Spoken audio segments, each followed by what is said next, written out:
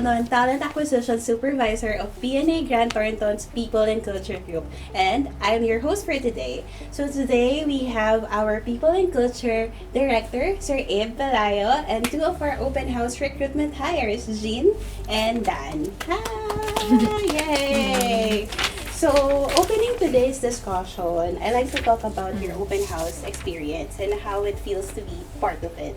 So, basically, both of you are open house hires and right now, andito kayo joining this interview. So, it's a full cycle experience for the both of you. How was your job hunting journey like and how does it feels now to be on the other side of the table? You go first. Okay, to be honest, miss, after passing the boards, I was really unsure of what should I do next. However, I still applied to two firms.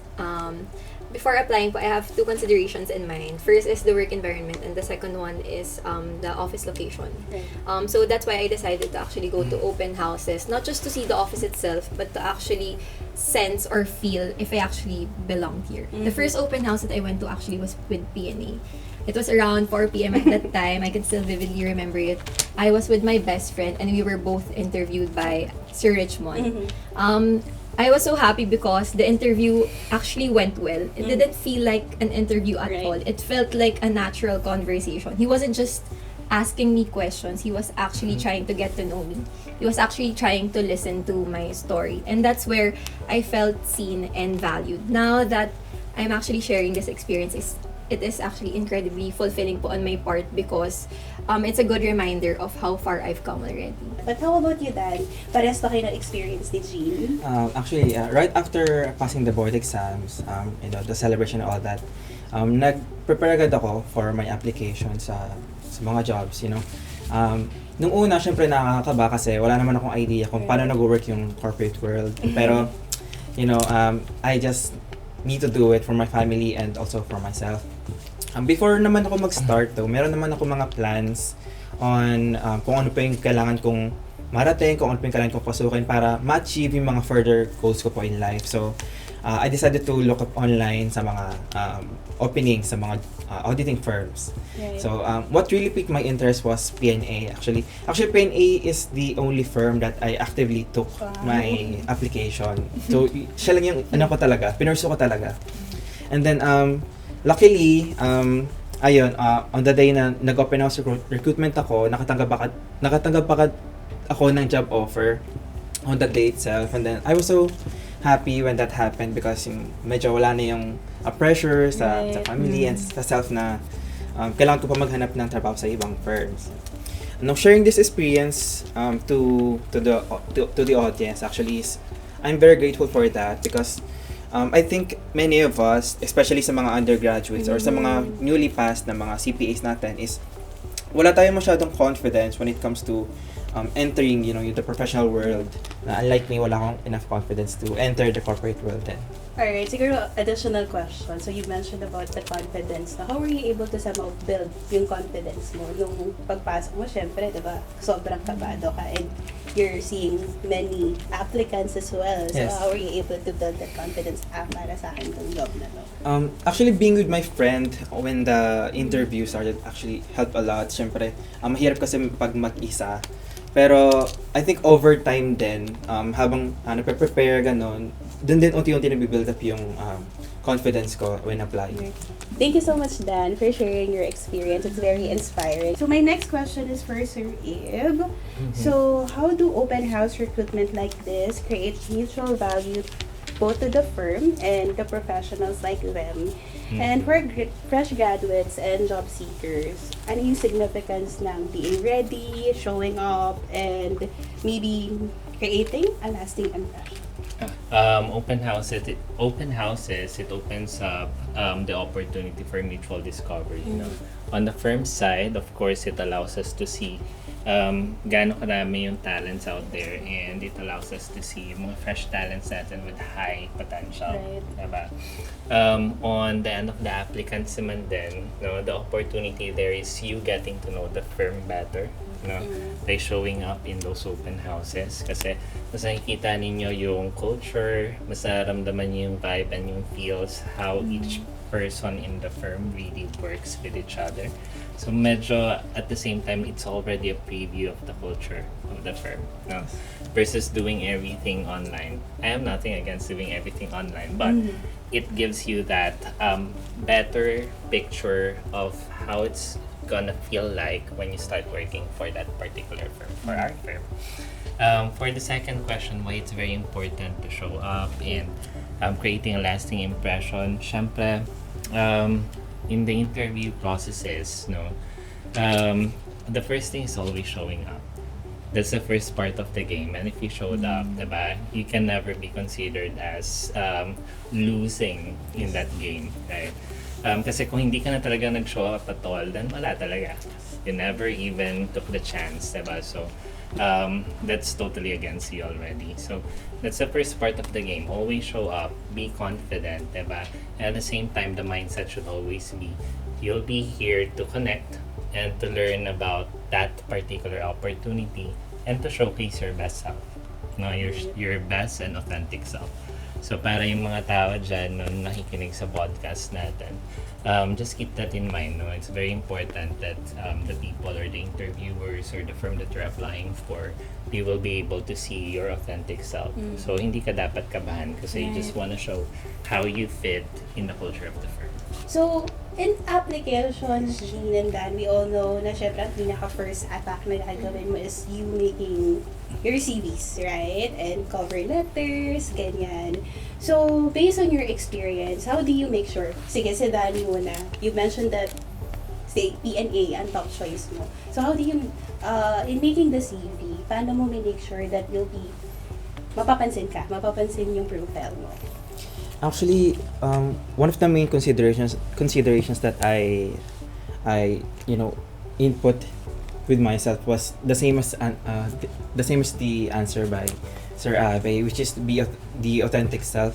I think actually nagtanong din ako sa mga friends ko kung ano ba yung mga tips sila to create my CV, and one of my friends said that just be true in your CV, because it would be unfair first to yourself and second to the firm if you have said untrue things dun sa CV ninyo.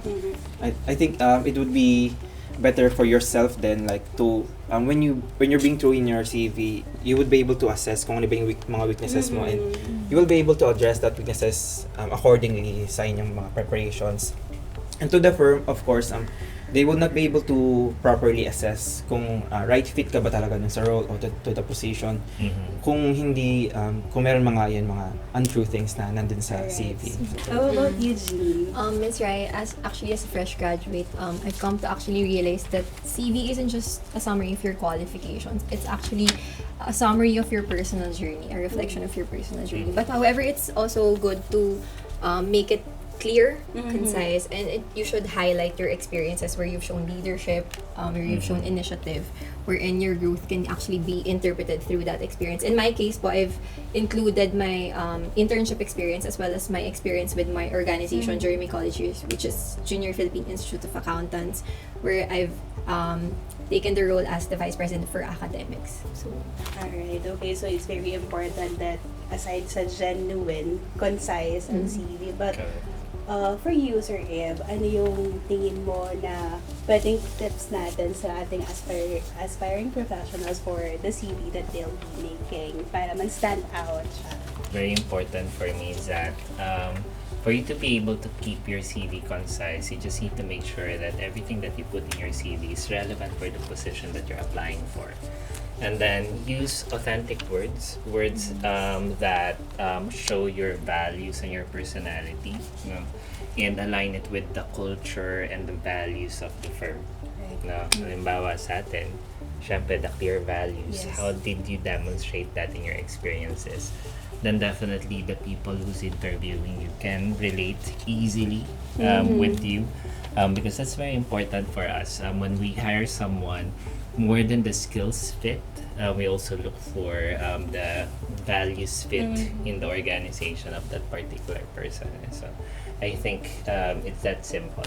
Alright, perfect. So, I think after the construction ng resume, you'll now go to the interview proper. So, let's see kung paano nyo pinipare and ano yung masasabi nyo sa ating audience, kung paano nyo make sure that you'll be standing out during the interview. So, let's go with before.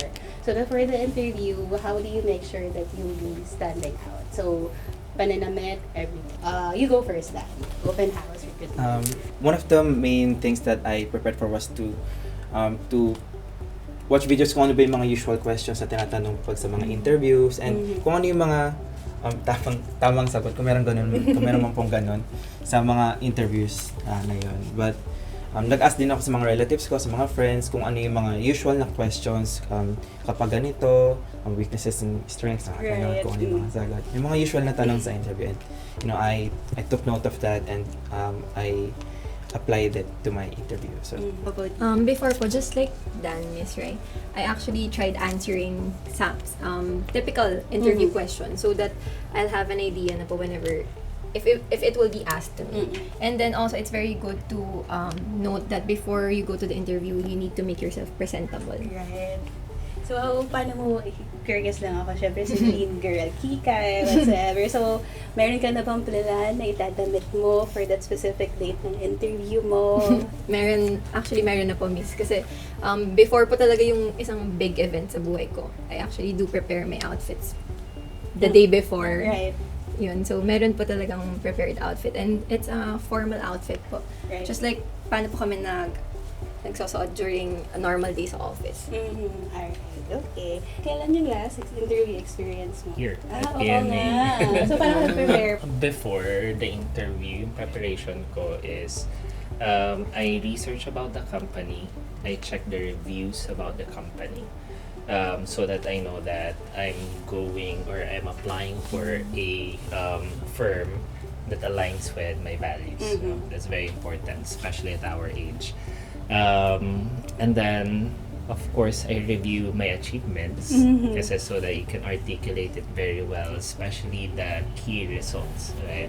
Like you always tie it up with key results, at least for experienced professionals. But since we're giving tips for fresh graduates, just review ano ba yung mismong accomplishments mo at school that you can tie up with the responsibilities of the job.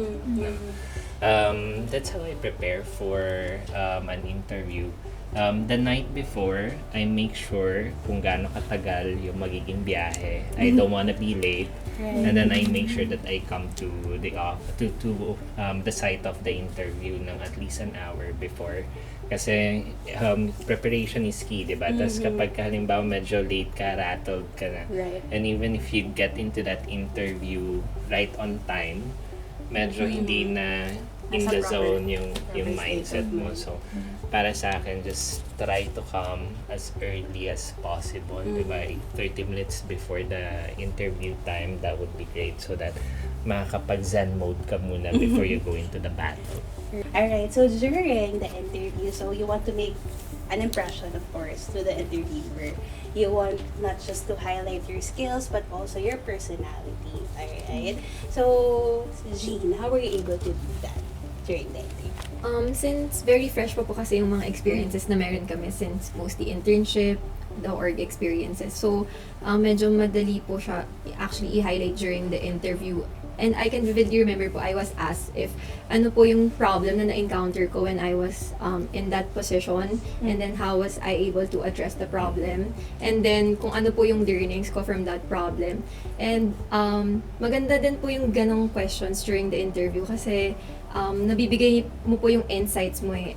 Aside from the technical skills that you've shown during that specific problem, meron din po kasing mga soft skills na natatouch during that problem. And I think during the interview, parang important lang po to be confident and to let your achievements speak for you po. Right, I agree with that. How about you, Dan? I actually agree with Jean there.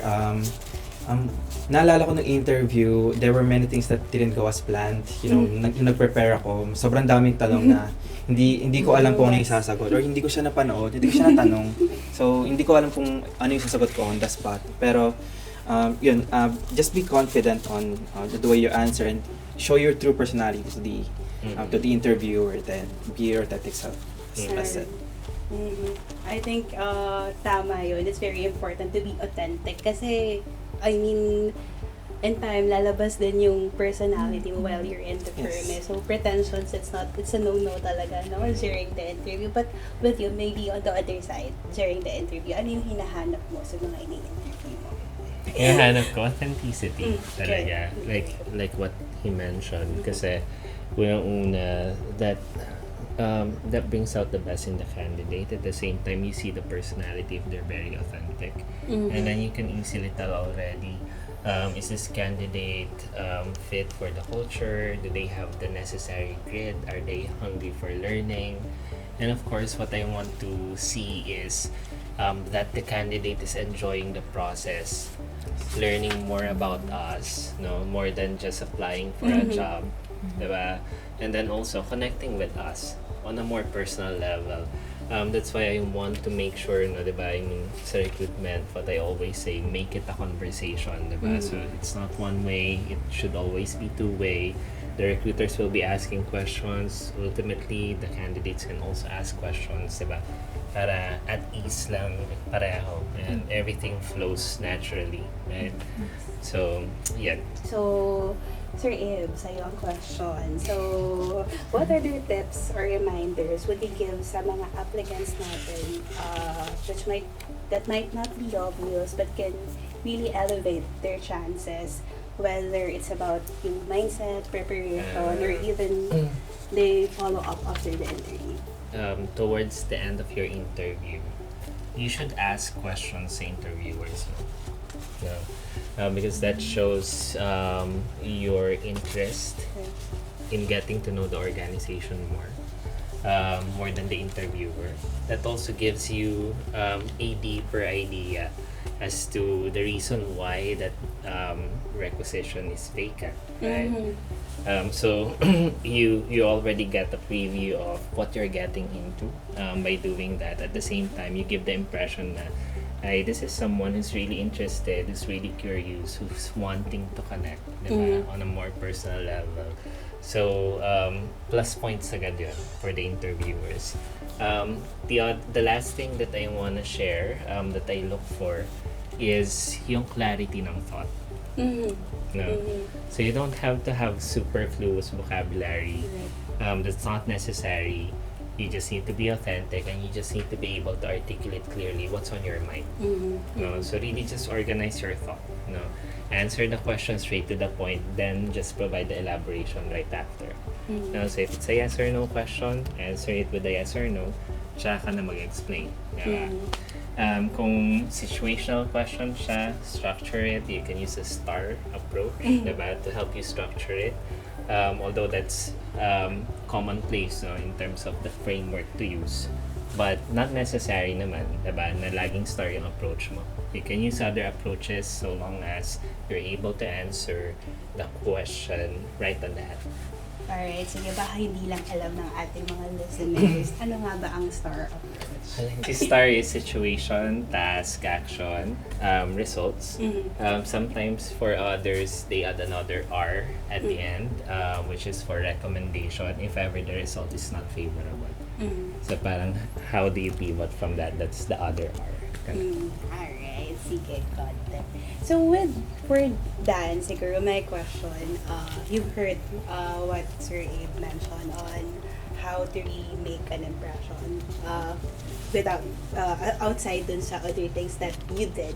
So ano yung sasabihin mo or yung i-advise mo on how they can really ace the interview based on the things na ginawa mo as well as the things mentioned by Sir Abe? Well, one thing that I would really say, of course, is to be authentic, to be true, because I think they need to show their true selves then para ma-assess din nila kung for themselves na kung tamang fit ba ako dito sa company na to, and to give also the privilege to the interviewer, to the hiring department na kung tamang fit din ba ako as an applicant to the firm. With regards to that, I will also add na yun nga just ask questions then to the interviewer. It also piques the interest of the interviewer then on that particular candidate na kasi magmumukha siyang parang interested din dun sa position to the firm as well. Alright, thank you for that. And how about you, Jean? To all the aspiring applicants of the open houses, I think it's very good to treat the interview as conversation and not as interrogation. It's about proving, it's not about proving what you know. It's about sharing who you are. So I think it's very important to actually know that. That's really beautiful. Ang ganda ng sagot niya. Thank you so much for your insight. So, ang pinaka naging core ng conversation natin is about authenticity. And I think that's very important. So, ayun, thank you so much guys for attending this podcast. I hope our viewers nag-enjoy sila sa ating conversation. This wraps up our episode of The Briefing by PNA Grand Thornton. We hope today's insight and tips have equipped you with the knowledge you need to go beyond and discover the purple in you. Don't forget to follow us on social media for more updates and stay tuned for our next